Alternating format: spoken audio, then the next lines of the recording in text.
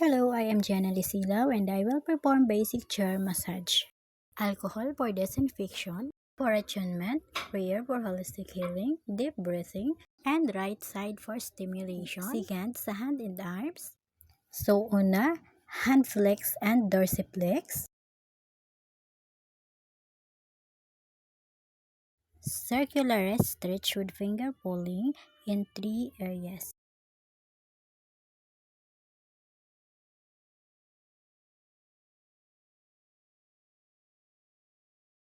Tampad kneading of the hand.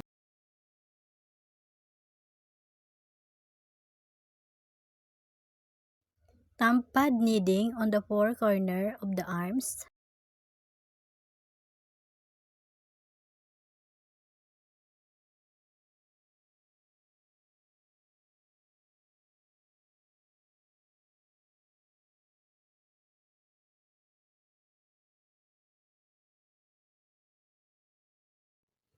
Compacting the arms toward the heart.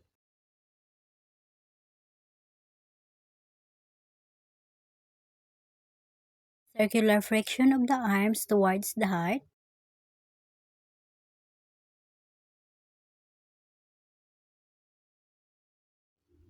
Shaking the upper extremities vertically and horizontally.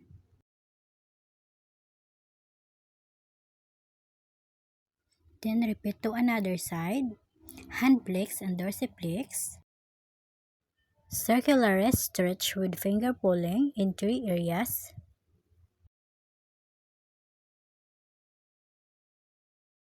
Thumb pad kneading back and front of the hand. Thumb pad kneading on the four corners of the arms.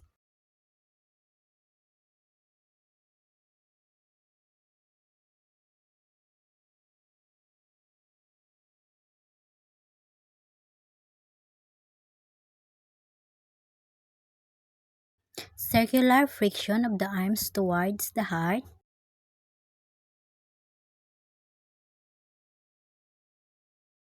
Shaking the upper extremities vertically and horizontally.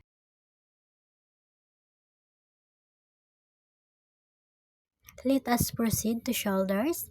First, straight lower arm bracing on the shoulder, then circular motion. Shoulder grasping from center to outside. Next, head area. First, hair combing.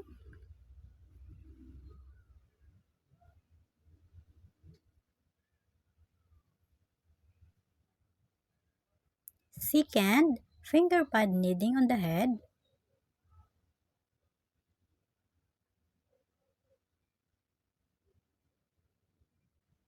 And third, ear bracing. Let us proceed to spines and upper back area.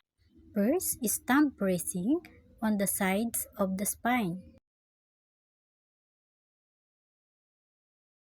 Second, alternate palm pressing from the buttocks to upper back. Third, expose one scapula. Scapular thumb pad kneading on each side. Scapular rolling. Scapular knuckling friction.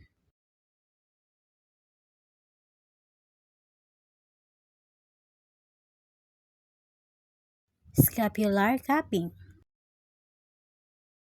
We will just repeat to other side. Expose one scapula and scapular thumb pad kneading on each side. Scapular rolling. Scapular knuckling friction. Scapular cupping. And the last one, upper extremities. So first, circular arm stretch in clockwise and counterclockwise direction, to be followed by a elbow sidewise stretch.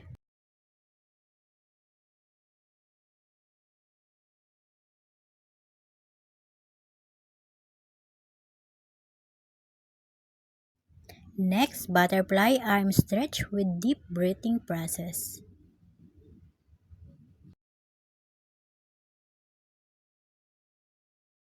Both elbow up stretch, hands and arms wiggles.